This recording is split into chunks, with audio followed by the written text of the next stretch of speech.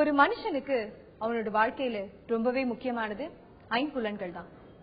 அது ஏதாவது ஒரு காரணத்தினால ஒழுங்கா செயல்படல அப்படின்னா மனுஷன் அவனோட வாழ்க்கைய என்னதான் சரியா எடுத்துட்டு போகணும்னு நினைச்சாலும் அதுல பல கஷ்டங்களையும் இன்னல்களையும் சந்திக்க நேரிடும்.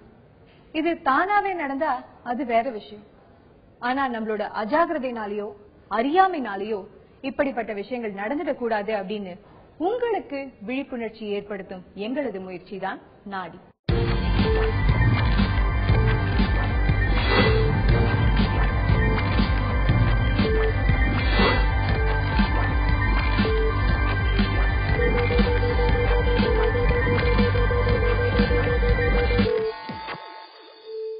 சங்க காலங்கள்ல இருந்து இப்ப வரைக்குமே கூட சரி, இயலாமைய பார்வையின்மையோடு ஒப்பிடுவாங்க.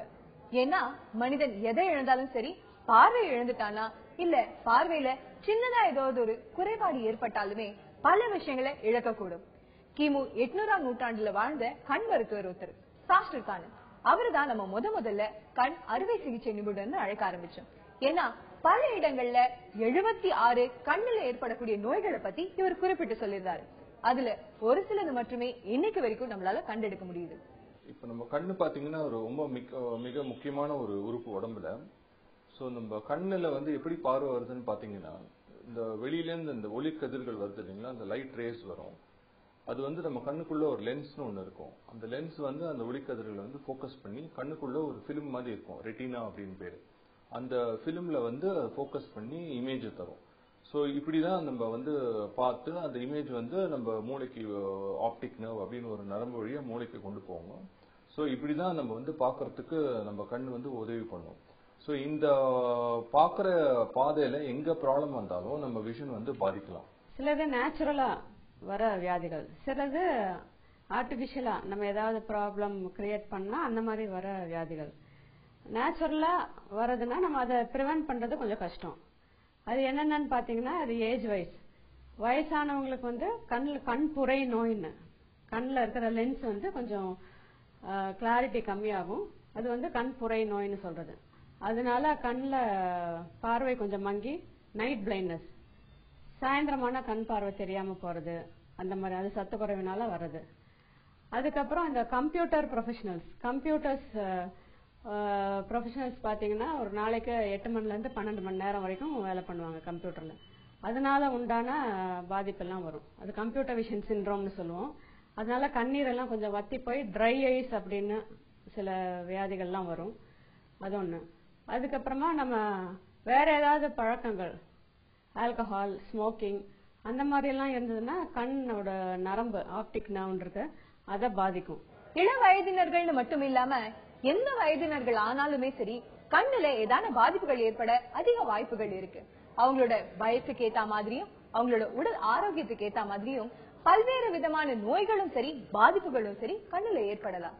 எந்தெந்த வயதினருக்கு எந்தெந்த மாதிரியான பாதிப்புகள் ஏற்பட வாய்ப்புகள் இருக்கு நம்ம தெரிஞ்சுக்கிட்டோம்னா அதுல பல நன்மைகள் இருக்கு. எல்லா ஏஜஸ்க்கும் கண் ப்ராப்ளம் வர சான்ஸ் இருக்கு. குழந்தைகளுக்கு ரொம்ப முக்கியமா கவனிக்கப்பட வேண்டியது என்னன்னா, கண்ணுல பவர், அதாவது ரிஃப்ராக்டிவ் எரர், கண்ணாடி போட வேண்டிய ஏதாவது ப்ராப்ளம் இருக்கும்.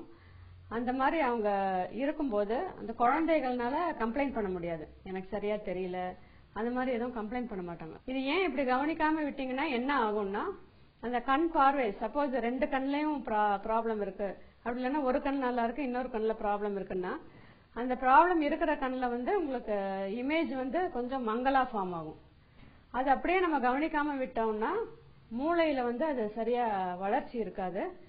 அதனால அது லேசி ஐ, அதாவது ஆம்பிளையோபியா. ஒரு கண்ணு பார்வை நல்லா இருக்கும், இன்னொரு கண்ணு பார்வை ஃபுல்லா மங்கிடும். அது ஒரு 11 to 12 இயர்ஸ் வரைக்கும் நம்ம அதை டிடெக்ட் பண்ணா ஈஸியா ட்ரீட் பண்ணிடலாம். அதுக்கு மேல தாண்டிடுச்சுன்னா கண்ணோட வளர்ச்சியே கொஞ்சம் கம்மியாகும். அடல்ட் டைம்ல நம்ம அந்த ட்ரீட்மெண்ட் கொடுத்தாலும் அது பயன் இல்லாம போகும். அந்த மாதிரி ரொம்ப டிவி எல்லாம் கிட்ட உட்காந்து பாக்குற குழந்தைகளை முதல்ல கண் டாக்டரை கூட்டு போய் கண்ணுல ஏதாவது ப்ராப்ளம் இருக்கா, கண் பார்வை சரியா இருக்கா, இல்லைன்னா கண்ணாடி போட வேண்டுமா அப்படின்னு கொஞ்சம் செக் பண்ணணும். யூசுவலா பாத்தீங்கன்னா நம்ம கண்ணில் தண்ணி வருது இஸ் வெரி காமன் கம்ப்ளைண்ட். அதாவது நிறைய பேர் சின்ன வயசுலயும் சொல்லுவாங்க, பெரியவங்களும் சொல்லுவாங்க, கண்ணுல இருந்து தண்ணி வருது அப்படின்னு கம்ப்ளைண்ட் பண்ணுவாங்க. ஸோ இது ஏன் சில பேருக்கு தண்ணி வருது, ஏன் சில பேருக்கு தண்ணி வரல அப்படின்னு பாத்தீங்கன்னா நிறைய காரணங்கள் இருக்கு. இப்ப சின்ன வயசுல பாத்தீங்கன்னா இப்ப தண்ணி வந்து நம்ம கண்ணுல கண்ணீர் எப்படி வருதுன்னு பாத்தீங்கன்னா கண்ணுல வந்து லக்ரிமல் கிளாண்ட் அதாவது தண்ணி சுரக்கிற ஒரு சுரபி இருக்கும். அந்த சுரபில இருந்து தண்ணி வந்து செக்ரீட் ஆகி டெய்லி வந்து உற்பத்தி ஆகி வந்துட்டே இருக்கும். ஸோ அது உற்பத்தி ஆகி வந்து அது வந்து நம்ம கண்ணுல வந்து எமையில வந்து சின்ன ஓட்டைகள் இருக்கும், 2 ஓட்டை இருக்கும், கீழே எமை மேல் எமையில ஓட்டை இருக்கும். அந்த ஓட்டை வழியா போய் நீர்ப்பைக்குள்ள போய் மூக்குக்குள்ள போகும். ஸோ அந்த தண்ணி வந்து வர தண்ணிலாம் கண் வழியா போய் மூக்குக்குள்ள போயிட்டே இருக்கிறதுனால தான் கண்ணுல வந்து டஸ்ட் பட்டாலோ தூசி பட்டாலோ அது வந்து கிளீனா, கண் எப்பவுமே கிளீனா இருக்கும். நம்ம எமைக்க எமைக்க வந்து அந்த தண்ணி வந்து கண்ணை வந்து சுத்தமா வச்சுக்கும். ஸோ ஏன் சில பேருக்கு தண்ணி வருதுன்னு பாத்தீங்கன்னா அந்த நீர் பை அப்படின்னு இருக்கு இல்லைங்களா, அந்த நீர் பை வந்து பிறக்கும் போது யூஸ்வலா ஒரு சின்ன அந்த நீர்ப்பை வந்து ஒரு பேப்பர் மாதிரி ஒரு டிஷ்யூ வந்து அந்த நீர்ப்பையை மூடிட்டு இருக்கும். ஸோ அந்த டெலிவரி பர்த் ஆன அப்புறம் அந்த டிஷ்யூ மாதிரி இருக்க அந்த இது வந்து ஓபன் ஆகி நீர்ப்பை ஓபன் ஆனும். பட் சில குழந்தைங்களுக்கு வந்து சப்போஸ் அவங்க வந்து ப்ரீமெச்சூர் அதாவது முழு மாசத்துக்கு முன்னாடியே பிறந்தாலோ இல்ல அவங்க வந்து 2-3 வாரத்துக்கு முன்னாடியே பிறந்தாலோ அந்த நீர்ப்பை வந்து ஃபுல்லா ஓபன் ஆகாது. அப்படி ஓபன் ஆகாம இருந்தா என்ன ஆகும்னு பாத்தீங்கன்னா வர தண்ணி வந்து நீர்ப்பையிலே தேங்கி நிற்கும், மூக்குக்குள்ள போகாது. சோ இவங்க வந்து இந்த தாய்மார்கள் என்ன சொல்லுவாங்க, பிறந்ததுல இருந்தே கண்ணுல இருந்து தண்ணி வந்துட்டே இருக்கு, கண்ணுல இருந்து அழுக்கு வந்துட்டே இருக்கு, கண்ணெல்லாம் ஒட்டுது அப்படின்னு சொல்லுவாங்க. சோ இது வந்து நிறைய பேருக்கு வந்து இப்ப 100ல ஒரு 3-4 பேர் குழந்தைங்களுக்கு இந்த மாதிரி இருக்கும். சோ இதுக்கு வந்து பிறப்பினாலே வரும் நீர்ப்பை அடப்பு அப்படின்னு பேரு, கன்ஜெனிட்டல் நேசோலக்ரிமல் டக்ட் அப்ஸ்ட்ரக்ஷன் அப்படின்னு சொல்லுவோம். சோ இது பாத்தீங்கன்னா அந்த குழந்தைங்களுக்கு பாத்தீங்கன்னா யூஸ்வலா ஒரு கண்ணுல இல்ல 2 கண்ணிலையும் பிறந்ததுல இருந்து தண்ணி வந்துட்டே இருக்கும். சோ சில பேருக்கு அழுக்கம் வரும், கண்ணெல்லாம் முடிக்கும், கண்ணு ஒட்டிக்கும். சோ இதனால வந்து ஐ டாக்டர் கிட்ட வருவாங்க. சோ நாங்க பார்த்துட்டு இந்த குழந்தைங்களுக்கு வந்து நீர்ப்பை அடப்பு இருக்கு அப்படின்னு முடிவு பண்ணிட்டோம்னா யூஸ்வலா என்ன பண்ணுவோம்னு பாத்தீங்கன்னா அந்த நீர்ப்பையை வந்து நாங்க வந்து மசாஜ் பண்ண சொல்லுவோம். அதாவது அந்த நீர்ப்பை மேல வந்து அமுக்கி அமுக்கி பிரஷர் கொடுக்க சொல்லுவோம். சோ இந்த பிரஷர்னாலேயே என்ன ஆகும், சில குழந்தைங்களுக்கு வந்து ஒரு வயசுக்குள்ள அந்த நீர்ப்பை வந்து திறந்துரும். சோ அப்படி திறந்துச்சுன்னா நம்ம ஒண்ணும் பண்ணாமே இந்த பிரச்சனை சரியாயிடும். சோ ஒரு வயசுலயும் நல்லா மசாஜ் பண்ணி பிரஷர் கொடுத்தும் கூட அந்த நீர்ப்பை வந்து திறக்கல, இன்னும் குழந்தைங்களுக்கு வந்து தண்ணி வந்துட்டே இருக்கு, அழுக்கு வந்துட்டே இருக்குன்னா யூஸ்வலா என்ன பண்ணுவோம், ஒரு வயசுக்கு மேல அந்த நீர்ப்பையை வந்து நாங்க ஒரு ஊசி மாதிரி ஒரு நீடில் மாதிரி ஒண்ணு கண்ணுக்குள்ள போட்டு அந்த நீர்ப்பையை நம்ம வந்து திறந்து விடணும். இது வந்து 1 வயசு இல்ல 2 வயசுக்குள்ள பண்ணா ரிசல்ட் நல்லா இருக்கும். சோ அது 2 வயசு மட்டும் ஒன்றும் பண்ணாமே விட்டோம்னா அந்த நீர்ப்பை வந்து கொஞ்சம் அடப்பு வந்து இன்னும் ஸ்ட்ராங் ஆகி அது வந்து இந்த ஊசி போட்டாலும் திறக்காது. சோ ஒரு 2 வயசு 3 வயசுக்குள்ள இதை பண்ணலன்னா அதுக்கப்புறம் அந்த அடப்பு வந்து ரொம்ப ஸ்ட்ராங் ஆயிடும். நம்ம வந்து யூஸ்வலா அதுக்கப்புறம் ஆபரேஷன் தான் பண்ண வேண்டியிருக்கும். சோ இது வந்து ரொம்ப முக்கியமான ஒரு பிரச்சனை. ரெண்டாவது விஷயம் என்னன்னா குழந்தைகள்ல மாறு கண் ஸ்குவிண்ட்னு சொல்றோம் இல்லையா, கண்ணு ஸ்ட்ரெயிட்டா இல்லாம ஒரு கண்ணு உள்ள ஒரு கண்ணு வெளியில அந்த மாதிரி இருக்கிறது. அது ஸ்குவிண்ட் நிறைய விஷயத்துல வில்லேஜ்ல எஸ்பெஷலி பாத்தீங்கன்னா அதிர்ஷ்டம்பாங்க. சோ அதனால ட்ரீட்மெண்ட் எதுவும் கொடுக்காம வச்சிருப்பாங்க. சோ அது என்ன ஆகுதுன்னா ஒரு கண்ணு ஸ்ட்ரெயிட்டா ஒரு கண்ணு விலகி இருக்கும், உள்ளயா இல்ல வெளியிலயா. அப்ப வந்து அந்த விலகி இருக்கிற கண்ணுல பார்வை வந்து கம்மியாகும். அதுல இருந்து வர்ற இமேஜ் வந்து கொஞ்சம் மங்களா தெரியும். அவங்க வந்து அந்த கண்ணை யூஸ் பண்ண மாட்டாங்க. இது யூஸ் பண்ணாதனால என்ன ஆகும், அந்த கண்ணு வந்து ஆம்பிளோபியா அதாவது வீக் ஐ, அந்த கண்ணு வந்து வீக் ஆயிடும், அதாவது வந்து பலவீனமாயிடும். சோ சோம்பேறி கண் அப்படின்னு சொல்லுவோம். சோ கண்ணு வந்து நல்லா இருக்கும், கண்ணுக்குள்ள லென்ஸ் நல்லா இருக்கும், விழித்திரை நல்லா இருக்கும், எல்லாமே நல்லா இருக்கும். பட் நீங்க வந்து அந்த எம வந்து ஓபன் ஆகி கண்ணு வழியா அந்த பார்வை வந்து அந்த குழந்தை பார்த்தாதான் அந்த கண்ணுல இருந்து மூளைக்கு போற நரம்பு வந்து டெவலப் ஆகி அந்த பேசேஜ் பாத்வே அதாவது அந்த ஆப்டிக் பாத்வே வந்து டெவலப் ஆகி அந்த குழந்தைக்கு வந்து பார்வை தெரிய ஆரம்பிக்கும். இது ரொம்ப முக்கியமான விஷயம் என்னன்னு பாத்தீங்கன்னா அந்த கண்ணோட வளர்ச்சி வந்து ஒரு 10 வயசு 12 வயசுக்குள்ள முடிஞ்சு போயிடும். சோ இந்த 10 வயசு 12 வயசுக்குள்ள நம்ம அந்த ப்ராப்ளம் கண்டுபிடிச்சு அந்த எமையை ஆபரேஷன் பண்ணி தூக்கி பார்வையை திருப்பியும் கொடுத்தாதான் அந்த குழந்தைக்கு வந்து அந்த கண்ணுல பார்க்க முடியும். நம்மளை விட நம்மளோட உடல் ஆரோக்கியத்து மேல அதிகமா யாரு கவனம் செலுத்த போறாங்க? பல சமயங்கள்ல உடல்ல ஏதாவது பாதிப்புகள் ஏற்பட்டுச்சுன்னா இம்மீடியட்டா டாக்டர் கிட்ட போய் ஒண்ணு அவங்களோட ஆலோசனை இல்ல அந்த உடல் கேடுக்கு ஏத்த மாதிரியான சிகிச்சையை நம்ம எடுத்துக்கிறோம். ஆனா இதுவே குழந்தைகளுக்கு இருக்கட்டும், பல சமயங்கள்ல பெரியவங்களுக்கா கூட இருக்கட்டும், கண் பார்வையில ஏதாவது பாதிப்புகள் ஏற்பட்டா அதுக்கான அறிகுறிகள் தெரியாமலேயே கூட போயிடுது. எப்படி நம்ம க்ளூ இது பண்றதுன்னா, சப்போஸ் அவங்க டிவி ரொம்ப கிட்ட உட்காந்து பாக்குறாங்கன்னு வச்சுக்கோங்க, அது அந்த குழந்தைகளை வந்து திட்டக்கூடாது. நீ ஏன் கிட்ட பாக்குற, தூரமா உட்காந்து பாரு அப்படி சொல்லக்கூடாது. ஏன் அந்த மாதிரி கிட்ட உட்காந்து பாக்குறாங்கன்னு நம்ம கண்டுபிடிக்கணும். அதுக்காக நம்ம கண் பார்வை கம்மியா இருக்கா, தூரமா உட்காந்தா தெரிய மாட்டேங்குது, கிட்ட உட்காந்தா தெரியுதுன்னு அது சஸ்பெக்ட் பண்ணி ஃபர்ஸ்ட் ஐ டாக்டர் கிட்ட செக் பண்ணிக்கணும். அது செக் பண்ணிட்டு ஒன்றும் ப்ராப்ளம் இருந்ததுன்னா அதுக்கு தகுந்த மாதிரி கண்ணாடி ஏதாவது எழுதி கொடுப்பாங்க. அதுக்கப்புறம் அந்த கண்ணாடி வந்து போட்டு அந்த கரெக்ட் டிஸ்டன்ஸ்ல வச்சு பார்க்கணும். இது ஒண்ணு. செகண்ட் வந்து ஒரு கண்ணு நல்லா இருக்கு, ஒரு கண்ணுல ஏதாவது ப்ராப்ளம்னா அந்த கண்ணை மூடினாலே அந்த குழந்தைய வந்து இது பண்ணாது, டாலரேட் பண்ணாது. சப்போஸ் ரைட் நல்லா இருக்கு, லெப்ட்ல வந்து சரியா தெரியலன்னு வச்சுக்கோங்க. இப்ப ரைட்டை மூடிட்டா அந்த குழந்தைய வந்து கையை உடனே இது பண்ணிடும்.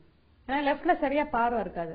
அது வந்து நமக்கு ஒரு க்ளூ, ஐல ஏதோ ப்ராப்ளம் இருக்குன்னு. சில குழந்தைகளுக்கு அந்த உள்ள கண் மணியில வந்து வெள்ளையா இருக்கும், கருப்பா இல்லாம வெள்ளையா இருக்கும். அந்த மாதிரி இருந்தா ஓகே, கண்ணுல ஏதாவது டியூமர் ஏதாவது வளருதா அப்படின்னு தெரியும். அதுவும் ஒரு சிம்டம். அதுக்கப்புறம் மாறுகண், ஸ்ட்ரெயிட்டா இல்லாம ஒரு கண்ணு உள்ளையா வெளியிலயா இருந்தா அதுவும் ஒரு சிம்டம். சோ இந்த மாதிரி டைரக்டா குழந்தைக்கு எதுவும் கம்ப்ளைண்ட் பண்ணாது. இந்த மாதிரி இருந்தா அந்த பேரண்ட்ஸ் வந்து கண்டிப்பா ஐ டாக்டர் கிட்ட எடுத்துட்டு போய் செக் பண்ணிக்கணும். 5th ஸ்டாண்டர்ட் படிக்கிற ஒரு குழந்தைய கூப்பிட்டு வந்தாங்க. ஸ்கூல்ல வந்து ரொம்ப புவர் பெர்ஃபார்மன்ஸ், சரியாவே நல்லா படிச்சுட்டு இருந்தா இப்ப சடனா பெர்ஃபார்மன்ஸ் எல்லாம் கம்மியாயிடுச்சு, நிறைய ஸ்பெல்லிங் மிஸ்டேக் பண்றா, டீச்சர்ஸ் ரொம்ப கம்ப்ளைண்ட், நல்லா படிச்சிருக்கிற பொண்ணு கிரேட்ஸ் எல்லாம் கம்மியாயிடுச்சு அப்படின்னு கூப்பிட்டு வந்தாங்க. அதுக்கப்புறம் பார்த்தா அவங்களுக்கு ஹை மைனஸ் பவர் இருந்தது அந்த பொண்ணுக்கு. ஸோ அதுக்கு ட்ரீட்மெண்ட் வந்து ஆஸ் யூஷுவல் கிளாஸஸ் பார்த்து செக் பண்ணி ப்ரிஸ்கிரைப் பண்ணேன். அதுக்கப்புறமா பெர்ஃபார்மன்ஸ் இம்மீடியட்டா டிராஸ்டிக்கா இம்ப்ரூவ் ஆயிடுச்சு. ஸோ இது சிம்பிள் ப்ராப்ளம். கண்ணில் தான் ப்ராப்ளம் இருக்குன்னு தெரியாம இந்த குழந்தைய வந்து சரியா படிக்கல அப்படின்லாம் ரொம்ப இது பண்ணிட்டு இருந்தாங்க. அப்புறம் யாரோ அட்வைஸ் பண்ணி ஐ டாக்டர்கிட்ட செக் பண்ண வந்தாங்க. ஸோ இந்த மாதிரி பெர்ஃபார்மன்ஸ் கம்மி இருக்கிற குழந்தைய கூட கண்ணில் முதல்ல ஏதாவது ப்ராப்ளம் இருக்கான்னு பார்த்துட்டு அதுக்கப்புறமா you can assess. So simple ப்ராப்ளமா இருக்கலாம், கண்ணாடி போட்டா அது கம்ப்ளீட்டா சரியாயி parents are very very thankful. இது வந்து முக்கியமான விஷயம் என்னன்னு பாத்தீங்கன்னா, நிறைய பேரண்ட்ஸ், அதாவது பெற்றோர்கள் வந்து இது வந்து குழந்தை பெரிய குழந்தை அனுப்புறம் பாத்துக்கலாம், இப்ப வயசு ரொம்ப சின்னதா இருக்கு, 5 வயசுல பார்க்க கூடாது, 8 வயசுல பார்க்க கூடாது, 25 வயசுக்கு அப்புறம் பெரியவன அனுப்புறம் பார்க்கலாம் அப்படின்னு நிறைய பேர் வந்து கல்யாணத்துக்கு முன்னாடி வருவாங்க. கண்ணு வந்து திரும்பி இருக்கு சார், கண்ணு சின்னதா இருக்கு அப்படின்னு சொல்லி வருவாங்க. பட் அவங்களுக்கு பாத்தீங்கன்னா என்னன்னு பாத்தீங்கன்னா, நம்ம ஆபரேஷன் பண்ணி கண்ணு நேர பண்ணலாம், இல்ல கண்ணு திறக்கலாம். பட் பார்வை வந்து பாத்தீங்கன்னா ரொம்ப கம்மியா இருக்கும், சோம்பேறி கண்ணா இருக்கும். சோ இது வந்து நிறைய பேர் ஆர்மிக்கு போனோம், இல்ல பைலட் ஆனோம் அப்படின்னு நிறைய கனவுலாம் வச்சிருப்பாங்க. சோ அவங்களுக்கு வந்து பாத்தீங்கன்னா இந்த கண்ணு வந்து சோம்பேறி கண்ணா இருக்கிறதுனால ஒரு கண்ணு நல்லா இருக்கும், இன்னொரு கண்ணு பார்வை வந்து 50% தான் இருக்கும். சோ அவங்களால வந்து இந்த எக்ஸாம் கூட எழுத முடியாது, எக்ஸாமுக்கு குவாலிஃபை கூட பண்ண முடியாது. அதனால அவங்க என்ன பண்ணணும்னு நினைச்சாங்க, ஆர்மியில சேரணும் இல்ல நேவில சேரணும்னா 2 கண்ணையும் பார்வை வந்து நல்லா இருந்தா தான் எடுத்துப்பாங்க. சோ இது வந்து சரியான நேரத்துல வந்து கண் டாக்டர் கிட்ட பார்க்காம போனதுனால அவங்க ஃபியூச்சரே பாத்தீங்கன்னா அவங்க நினைச்சதை வந்து பண்ண முடியாத ஒரு சூழ்நிலையில அவங்க இருப்பாங்க. பார்வை மங்களா தெரிஞ்சா மட்டும் மருத்துவர்களை அணுகிற நாம கண்ணுல சிறியதா ஏதாவது உறுத்தல் ஏற்பட்டாலோ இல்ல கண்ணுல தண்ணீர் கசிஞ்சாலோ இதெல்லாம் பத்தி பெருசா எடுத்துக்காம அஜாக்கிரதையா விட்டுடுறோம். ஆனா இது கண்ணுல ஏற்படக்கூடிய பிரச்சனையா மட்டும் இல்லாம உடல்நல கேடா இருந்து அதனுடைய அறிகுறியா கூட இருக்கலாம். டீனேஜ்ல இப்ப வந்து ரொம்ப அந்த கம்ப்யூட்டர்ஸ், ஐபேட், மொபைல் யூஸ் எல்லாம் ரொம்ப அதிகமாயிடுச்சு. அது ரிலேட்டட் வந்து கண்ணு ஸ்ட்ரெயின் ஆகி கண்ணாடி போடுற மாதிரி அந்த ப்ராப்ளம் வரலாம். செகண்ட் ட்ரை ஐஸ் வரலாம். ஸோ இது எல்லாமே இந்த கேஜெட்ஸ் ரிலேட்டட் இதுதான். ஸோ அதையும் நம்ம கொஞ்சம் பார்த்து கண்ட்ரோல் பண்ணி வச்சுக்கணும். 40 and above இயர்ஸ்ல வந்து உங்களுக்கு ஆஸ் யூஷுவல் கேட்ராக்ட், கிளாக்கோமா, சுகர்னால வர ப்ராப்ளம், சில பேருக்கு தைராய்டு ப்ராப்ளம் இருக்கும். இதனால வந்து அவங்களுக்கு கண்ணில் வந்து எப்படி பாதிப்பு வரலாம் அப்படின்னு நிறைய பேர் கேட்பாங்க. இப்போ வந்து சார் எனக்கு வந்து தைராய்டு இருக்கு, நான் தைராய்டு ஹார்மோன் லெவல் ரொம்ப அதிகமா இருக்குன்னு ட்ரீட்மெண்ட் எடுத்துட்டு இருக்கேன் அப்படின்னு சொல்லுவாங்க. தைராய்டு ஹார்மோன் வந்து பாத்தீங்கன்னா உடம்புக்கு ரொம்ப முக்கியமான ஒரு இது. அது வந்து இருந்தாதான் பாடி வந்து எனர்ஜெட்டிக்கா இருக்கும், அந்த பாடி வந்து ஒரு எனர்ஜியோட எப்பவுமே இருக்கும். ஸோ சில பேருக்கு என்ன ஆகும், இந்த தைராய்டு கிளாண்ட் சில நிறைய பிரச்சனைகளால ஹார்மோன் லெவல் ரொம்ப அதிகமாயிடும், ஹைப்பர் தைராய்டிசம் அப்படின்னு சொல்லுவோம். இவங்களுக்கு வந்து சில பேருக்கு என்ன ஆகும்னா, ஃபர்ஸ்ட் அறிகுறியே கண்ணு வந்து சைஸ் வந்து பெருசாயிட்டே வரும். அதாவது கண்ணு வீங்கி போன மாதிரி கண்ணு வந்து பெருசாயிட்டே வரும். ஒரு கண்ணு பாத்தீங்கன்னா முன்னாடி வந்துட்டே இருக்கிற மாதிரி ஒரு ஃபீலிங் இருக்கும். இதுக்கு பேர் ப்ராப்டோசிஸ் அப்படின்னு சொல்லுவோம். ஸோ பார்த்தாலே தெரியும், ஒரு கண்ணு வந்து வெளியில வந்த மாதிரி இருக்கும், பாக்குறவங்களுக்கு எல்லாம் வித்தியாசமா தெரியும். ஏமா கூட ரொம்ப மேல போயிடும், கண்ணு வந்து ரொம்ப ஓப்பன் ஆயிடும். ஸோ இதுக்கு பேர் வந்து லிட் ரிட்ராக்ஷன் அப்படின்னு சொல்லுவோம். அதாவது தைராய்டு ஹார்மோன் அதிகமாகறதுனால வர பிரச்சனைகள். ஸோ நிறைய பேருக்கு வந்து அவங்க தைராய்டு ஹார்மோன் அதிகமா இருக்குன்னே தெரியாது. ஸோ ஃபர்ஸ்ட் கண் டாக்டர் கிட்ட தான் வருவாங்க. கண்ணு இந்த மாதிரி கடைசி சில மாசங்களா பெருசாயிட்டே வர மாதிரி இருக்கு, மற்றவங்களா நோட்டீஸ் பண்றாங்க, அப்படின்னு அணுகி வரும்போது நாங்க வந்து தைராய்டு லெவல் பார்த்து தைராய்டு லெவல் ரொம்ப அதிகமா இருக்கு அப்படின்னு நோட்டீஸ் பண்ணி எண்டோக்ரினாலஜிஸ்ட், அதாவது இந்த ஸ்பெஷலிஸ்ட் கிட்ட அனுப்பிச்சு அவர் வந்து இதுக்கு உண்டான மாத்திரையெல்லாம் கொடுத்தாருன்னா திருப்பியும் அந்த கண்ணு வந்து நல்லா இருக்கிறதுக்கு வாய்ப்பு ரொம்ப அதிகம். இதை சரியா பார்க்காம விட்டோம்னா அது என்ன ஆகும், இந்த தைராய்டு லெவல் அதிகமா இருந்ததுன்னா அந்த கண்ணோட சதைகள், அதாவது மசில்ஸ் எல்லாம் பாதிச்சு அந்த மசில்ஸ் ரொம்ப பெருசாகி கண்ணு வெளியில வந்துட்டே இருக்கும். கருவிழி பாதிக்கலாம். கருவிழி வந்து எக்ஸ்போஸ் ஆயிடும். அதாவது இந்த தூசி காத்து எல்லாம் பட்டு பட்டு வறண்டு போய் கருவிழியில புண்ணு வரலாம், பார்வைக்கு பாதிப்பு வரலாம். அந்த மசில்ஸ், அதாவது அந்த கண்ணை சுத்தி இருக்கிற தசைகள் கூட ரொம்ப வீங்கி போய் பெருசாகி அந்த கண்ணுல இருந்து மூளைக்கு போற நரம்பு, அந்த ஆப்டிக் நர்வை பிரஸ் பண்ணி அமுக்கி பார்வை வந்து போறதுக்கு வாய்ப்பு வந்து நிறைய அதிகமா இருக்கும். இன்னொரு முக்கியமான வியாதி வந்து விழித்திரை, டயபெட்டிக் ரெட்டினோபதிங்கிறது. அதுல வந்து 3 ஸ்டேஜஸ் இருக்கு. ஃபர்ஸ்ட் அண்ட் செகண்ட் ஸ்டேஜ்ல பார்வை 100% இருக்கும், பேஷண்ட்டுக்கு பார்வையே பாதிக்காது. 3வது ஸ்டேஜ்ல ஃபுல்லா பார்வை பாதிச்சிரும். அந்த ஸ்டேஜ்ல வந்து ட்ரீட்மெண்ட் ரொம்ப கஷ்டம். ஸோ ஃபர்ஸ்ட் அண்ட் செகண்ட் ஸ்டேஜ்ல நம்ம பார்த்து டிடெக்ட் பண்ணி சுகர் கண்ட்ரோல் பண்ணி லேசர்ஸ் அந்த மாதிரி இன்ஜெக்ஷன்ஸ் எல்லாம் இருக்கு, அதெல்லாம் போட்டா உங்களுக்கு சரியாயிடும். ஸோ டயபெட்டிக் பேஷண்ட்ஸ் வந்து ரொம்ப முக்கியமானது என்னன்னா, பார்வை நல்லா இருக்கு நான் ஏன் செக் பண்ணும் அப்படிலாம் இருக்கக்கூடாது. எவ்ரி இயர் வந்து அந்த சுகர் செக் பண்ணும்போது கண்ணையும் பார்த்து ஐ டாக்டர் கிட்ட பார்த்து டயலேட் பண்ணி அந்த ரெட்டினா ப்ராப்ளம் இருக்கா இல்லையா, இருந்ததுன்னா எந்த ஸ்டேஜ்ல இருக்குன்னு பார்த்து அதை ட்ரீட்மெண்ட் பண்ணிக்கிறது ரொம்ப ரொம்ப முக்கியம். ஏன்னா இப்போ டயபெட்டிஸ் வந்து India's call the diabetic capital of the world. So எல்லாருக்கும் 1 and 2 persons have diabetes. So diabetic இருக்கிறவங்க எல்லாருமே அந்த ரெட்டினா ப்ராப்ளம் இருக்கா இல்லையான்னு இயர்லி ஒன்ஸ் கண்டிப்பா செக் பண்ணி ஆகணும். அது கண்ணில் இருக்கிற ப்ராப்ளம் மட்டும்தான் நாங்கள் டிடெக்ட் பண்றதுன்னு கிடையாது. சிஸ்டம்ல நிறைய ப்ராப்ளம்ஸ் இருந்ததுன்னா கூட கண்ணில் நாங்களால பார்க்க முடியும். கண்ணு வந்து அதுல ஒன்லி ஸ்ட்ரக்சர் வேற நாங்க டைரக்டா அது பார்க்க முடியும். நரம்பு, ஆர்டரிஸ், வெயின்ஸ் எல்லாமே டைரக்டா நாங்க ஆப்ரேட் எதுவும் பண்ணாம டைரக்டா பார்க்க முடியும். ஸோ உடம்புல நிறைய வியாதி இருக்கிறவங்களுக்கு கண்ணில் பார்த்தே நம்ம டயக்னோஸ் பண்ணலாம். நிறைய பேஷண்ட்ஸ்க்கு இந்த சுகர் இருக்கிறதெல்லாம் நாங்க பார்த்துட்டு சுகர் டெஸ்ட் எடுக்க சொல்லுவோம். அந்த ரெட்டினா அஃபெக்ட் ஆகிறதுனால சுகர் டெஸ்ட் எடுக்க சொல்லுவோம். பார்த்தா ரொம்ப ஹையா இருக்கும், அவங்க டெஸ்டே பண்ணிருக்க மாட்டாங்க. அதனால கண்ணு வந்து it's called as window of the entire body. Because அது வழியா வந்து டைரக்டா நம்ம எல்லாம் பார்த்து நிறைய டிசீஸ் டிடெக்ட் பண்ணலாம். சில பேருக்கு பாத்தீங்கன்னா கண்ணில் வந்து குளுக்கோமா, அதாவது கண்ணீர் அழுத்த நோய் அப்படின்னு ஒண்ணு வரலாம். இந்த குளுக்கோமா என்னன்னு பாத்தீங்கன்னா, நார்மலா கண்ணுக்குள்ள ஒரு ஃப்ளூயிட் இருக்கும், அதாவது தண்ணி மாதிரி. எப்படி நம்ம இருதயத்துல இருந்து ரத்தம் வந்து ஃப்ளோ ஆயிட்டே இருக்கும், இருதயம் பீட் ஆகி கண்ணில் இருதயத்துல இருந்து ரத்தம் எல்லா பார்ட்ஸுக்கும் போதோ, அதே மாதிரி கண்ணுக்குள்ள வந்து ஒரு ஃப்ளூயிட் இருக்கும், அக்வஸ் அப்படின்னு சொல்லுவோம். இந்த தண்ணி மாதிரி இருக்கிற இந்த ஃப்ளூயிட் வந்து கண்ணுக்குள்ள இருந்து வெளியில போயிட்டே இருக்கும்.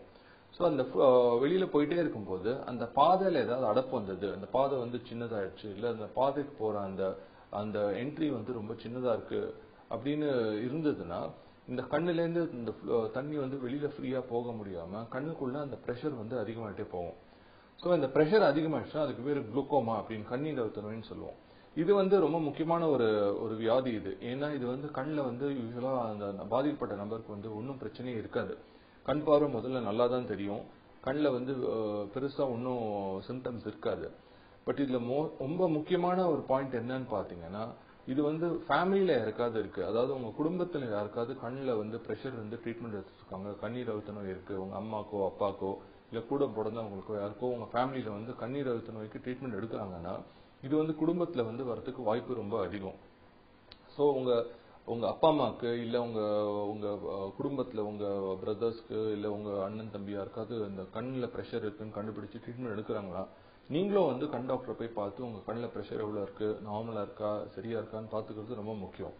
ஏன்னா இந்த குளுக்கோமா கண்ணில் பிரஷர் அதிகமாயிடுச்சுன்னா அந்த பார்வை வந்து சைட்ல இருந்து ஸ்லோவா கம்மியாகும். ஸோ இதுக்கு பேர் டனல் விஷன் அப்படின்னு சொல்லுவோம். அதாவது ஒரு டனல்குள்ள நீங்க போறீங்கன்னா எப்படி இருக்குமோ அந்த சைட்ல வந்து பார்வை தெரியாது, ஆனா நேரா நல்லா தெரியும். ஸோ நேரா தெரியறதுனால இந்த பேஷண்ட்ஸ், அதாவது பாதிக்கப்பட்ட நபர்கள் வந்து ரொம்ப நாளைக்கு வந்து பிரச்சனையே இல்லாம பார்த்துட்டே இருப்பாங்க. ஆனா அவங்களுக்கு சைட்ல ஒரு ஆள் நிக்கிறாங்க, சைட்ல ஒரு பஸ் போகுது, ஒரு சைக்கிள் போகுதுன்னா கூட அவங்களுக்கு வந்து தலையை திருப்பாம அவங்களுக்கு தெரியாது. ஸோ இந்த டனல் விஷன் வந்த அப்புறம் தான் அவங்க வந்து தெரியும் அவங்களுக்கு ஏதோ ப்ராப்ளம் இருக்கு கண்ணில் போய் பார்க்கணும் அப்படின்னு தெரியும். ஸோ இந்த ப்ரெஷர் அதிகமா இருந்தால யூஸ்வலா வந்து பாத்தீங்கன்னா அந்த பாதிக்கப்பட்ட நபருக்கு பேஷண்ட்ஸ்க்கு வந்து தலைவலி வரலாம். அப்படி இல்லாட்டினா அவங்களுக்கு லைட்டை சுத்தி ஹேலோஸ், அதாவது வந்து எப்படி வானவில்ல சுத்தி நம்ம கலக்கலா தெரியுதோ அந்த மாதிரி லைட்டை சுத்தி அவங்களுக்கு அந்த ஹேலோஸ் தெரியும். ஸோ இந்த ஹேலோஸ் தெரியுது, அப்படி இல்லை அவங்களுக்கு வந்து தலைவலி அடிக்கடி வருது, இல்லை அவங்க கண்ணாடி பவர் அடிக்கடி மாறுது. முன்ன ஒரு 2 மாசத்துக்கு முன்னாடி தான் கண்ணாடி மாத்திருப்பாங்க, பட் இந்த மாசம் திருப்பியும் அவங்களுக்கு சரியா தெரியல மாத்திரம் அப்படின்னு சொன்னாங்கன்னா இந்த ஃப்ரீக்வென்ட் சேஞ்ச் ஆஃப் கிளாஸ், அதாவது அடிக்கடி கண்ணாடி மாத்துற ஒரு பிரச்சனை இருக்கு, லைட்டை சுத்தி கலக்கலா தெரியுது, தலைவலி அடிக்கடி வருது, குடும்பத்துல வந்து வேற யாருக்காவது கண்ணில் ப்ரெஷர் இருக்கு, அதாவது கண்ணீர் அழுத்த நோய் இருக்குன்னு கண்டுபிடிச்சிருக்காங்கன்னா இவங்கெல்லாம் ரொம்ப ஜாக்கிரதையா இருக்கணும். நல்லா இருந்தா கூட ஒரு வாட்டி கண் டாக்டரை பார்த்து கண்ணில் ப்ரெஷர் எவ்வளவு இருக்குன்னு பாத்துக்கிறது வந்து ரொம்ப முக்கியம். ஸோ ஜெனட்டிக்ஸ் ப்ராப்ளம்ஸும் நிறைய இருக்கு. சில வியாதிகள் வந்து ஜெனரேஷன்ஸா ஃபேமிலியில் அப்படியே வந்துட்டு இருக்கும். எக்ஸாம்பிள் சொல்லணும்னா அந்த கிளாக்கோமா, கண் நீர் அழுத்த நோய் டெஃபினட்டா ஒருத்தருக்கு இருந்தா அந்த ஜெனரேஷன் ஃபுல்லும் நம்ம செக் பண்ணணும். அவங்க சிஸ்டர்ஸ் பிரதர்ஸ்க்கு வரலாம், இல்ல அவங்க சன்ஸ் டாட்டர்ஸ்க்கு வரலாம், அது ஒண்ணு. அதுக்கப்புறம் மாலைக்கண் நோய், ரெட்டினைட்டிஸ் பிக்மெண்டோசா சொல்லுவோம், அது கூட ஜெனட்டிக்கா வரக்கூடிய நோய். ஐ கேன்சர், ரெட்டினோபிளாஸ்டோமா, அதுவும் சில பேருக்கு ஜெனட்டிக்கா வரும். ஸோ இதெல்லாம் எப்படி அவாய்ட் பண்றது? மெயின் திங், க்ளோஸ் ரிலேஷன்ஸ்ல கல்யாணம் பண்றதை அவாய்ட் பண்ணணும். இப்ப இந்தியாவில் தமிழ்நாடுலாம் ரொம்ப காமன், அத்தை பையன் மாமா பொண்ணு அப்படி ரொம்ப க்ளோஸ் ரிலேஷன்ஸ்ல கல்யாணம் பண்ணா அது உங்களுக்கு தெரியாது, ஜெனட்டிக்லி ஏதாவது ப்ராப்ளம் இருந்திருக்கலாம். ஸோ அப்ப 2 ஜெனரேஷன்ஸும் உங்களுக்கு ஜெனட்டிக்ல ஏதாவது ப்ராப்ளம் இருந்ததுன்னா 100% அந்த சில்ட்ரன்ஸ்க்கு வந்துடும். ஸோ கண்டிப்பா இதை கட்டாயமா எல்லா ஜெனரேஷன்ஸ்க்கும் வரணும்னு கிடையாது. ஏதோ ஒரு ஜெனரேஷன்ஸ்ல ப்ராப்ளம் இருந்திருக்கலாம். ஸோ 2-3 ஜெனரேஷன்ஸ் வந்து நார்மலா இருக்கலாம், 4th ஜெனரேஷன்ல வரலாம், அந்த மாதிரி ஸ்கிப் ஆகி கூட வரலாம்.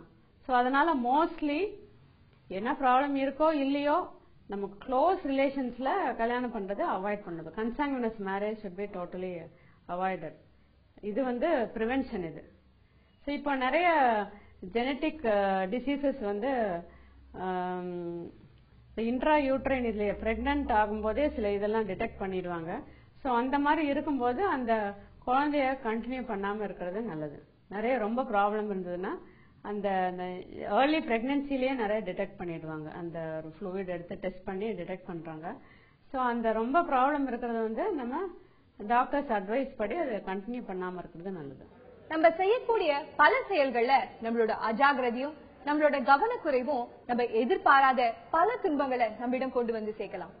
கண்களை பத்தி ரொம்ப நல்லா தெரிஞ்ச நாம கூடுதல் கவனம் செலுத்துவது ரொம்பவே அவசியம். இப்படி நம்ம வாழ்க்கையில செய்யக்கூடிய செயல்கள் நம்ம கண்களை பாதிக்காம எப்படி பார்த்துக்கொள்வது? கண் ப்ராப்ளம் வராம நிறைய ப்ராப்ளம் நம்மளா இன்டியூஸ் பண்ணிக்கிறது. ஸோ சில ப்ரிகாஷன்ஸ் என்னன்னா, நல்ல நியூட்ரிஷியஸ் டயட், கீரை வகைகள்லாம் நிறைய சாப்பிடணும். அதுக்கப்புறம் vitamin A rich food, carrot, பப்பாளி, ஃபிஷ், இதெல்லாம் கண்ணுக்கு ரொம்ப நல்லது. அதெல்லாம் எவ்வளவு முடியுமோ குழந்தைகளுக்கெல்லாம் நிறைய கொடுத்துக்கிட்டே இருக்கணும்.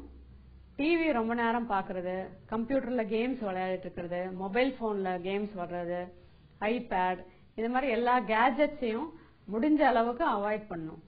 அது என்ன ப்ராப்ளம்னா, அந்த கிட்ட பார்வை அந்த கேஜெட்ஸ் எல்லாம் யூஸ் பண்ணும்போது கண்ணு ஃபுல்லா ஒர்க் ஆகிட்டே இருக்கும், அகாமடேஷன்ங்கிறது. ஸோ அதனால கண் பவர் எல்லாம் வரலாம், ரிஃப்ராக்டிவ் எரர் எல்லாம் வரலாம். ஸோ அதனால மோஸ்ட்லி அவுட்டோர் கேம்ஸ் என்கரேஜ் பண்ணும் குழந்தைகளுக்கு. இந்த கேம்ஸ், இந்த டிவி, இந்த இன்டோர் இதுல உட்காந்துட்டு விளையாட்டே இருக்கிறது, வீடியோ விளையாட்டு இருக்கிறது, அதெல்லாமே டோட்டலி இட்ஸ் நாட் குட். கண்ணாடி போட வேண்டிய நிலைமை வரலாம். அதுக்கப்புறம் ட்ரைனஸ் வரலாம். அதுக்கப்புறம் உங்களுக்கு ஜாயிண்ட் ப்ராப்ளம்ஸ், உட்காந்த இடத்துலயே ஒன்னும் ஆக்டிவிட்டி இல்லாம இருந்தா வெயிட் ஏறுறது, ஒபிசிட்டி, அதோட ப்ராப்ளம்ஸ் எல்லாமே வரலாம். அது ஒண்ணு. அதுக்கப்புறம் சுகர், பிபி, ஹார்ட் ப்ராப்ளம், ஏதாவது ப்ராப்ளம் இருக்கிறவங்கள அதெல்லாம் ஸ்ட்ரிக்டா கண்ட்ரோல்ல வச்சுட்டா கண்ணு எதுவுமே அஃபெக்ட் ஆகாது. எஸ்பெஷலி சுகர், டயபெட்டிஸ் வந்து கண்ட்ரோல்ல வச்சிருந்தா 50-60 இயர்ஸ் ஆனாலும் எந்த ஆர்கனும் அஃபெக்ட் ஆகாது. கண்ணு தவிர, கண் அஃபெக்ட் ஆனா சைமல்டேனியஸா உங்களுக்கு கிட்னி, ஹார்ட், கால் இதெல்லாமே அஃபெக்ட் ஆகும். ஸோ டயபெட்டிஸ் வந்தா எல்லாம் உடனே பயப்படுறது, ஓகே கண் ப்ராப்ளம் ஆயிடும் அப்படின்ட்டு. ஸோ ஸ்ட்ரிக்டா கண்ட்ரோல்ல வச்சிருந்தா எந்த ப்ராப்ளமும் இல்லை, எதுக்குமே பயப்பட தேவையில்லை. ரொம்ப அளவுக்கு மீறி சுகர் அதிகமாயிடுச்சு, இல்லைன்னா ரொம்ப அதிகமா இருக்கு, இல்ல உடனே குறைக்கிறாங்க, அந்த மாதிரி ரொம்ப பிளக்சுவேட் ஆனா கூட உங்களுக்கு ப்ராப்ளம் தான். It is not good. அது ஒண்ணு. அப்புறம் அந்த அன்னெசரியா டாக்டர்ஸ் பிரிஸ்கிரிப்ஷன் இல்லாம நம்மளா மாத்திரை சாப்பிடுறது, மருந்து சாப்பிடுறது, எஸ்பெஷலி ஸ்டீராய்ட்ஸ் நான் சொன்னேன் இல்லையா, டாக்டர் பிரிஸ்கிரிப்ஷன் இல்லாம அதை எடுத்துக்கிட்டே இருந்தா அதோட சைடு எஃபெக்ட்ஸ் எல்லாம் வரும். ஸோ எவ்ரி டைம் அந்த டாக்டர் பிரிஸ்கிரிப்ஷனோட தான் நம்ம டேப்லெட்டா ட்ரீட்மெண்டா எடுக்கணும். இந்த ஸ்டீராய்ட்ஸ் ஆயின்மெண்ட் ஃபார்ம்ல இல்லைன்னா சில ஆஸ்மா வீசிங் அந்த ஸ்ப்ரே பண்றாங்க, அந்த ஃபார்ம்ல கூட ரொம்ப ஓவர் டோஸ் ஆயிடுச்சுன்னா உங்களுக்கு கண்ணில் ப்ராப்ளம் வரலாம். ஸோ இதெல்லாம் நம்ம பார்த்து ப்ரிகாஷன்ஸா இருக்கணும். சின்ன வயசுலயே நம்ம எல்லாரும் கண்களை கட்டி கண்ணாமூச்சி விளையாடி இருப்போம். அப்ப நம்மள சூழ்ந்த இருட்டு இல்ல அந்த இயலாமை வாழ்க்கை முழுவதுமாக தொடர்ந்தா நம்மளால தாங்க முடியுமா?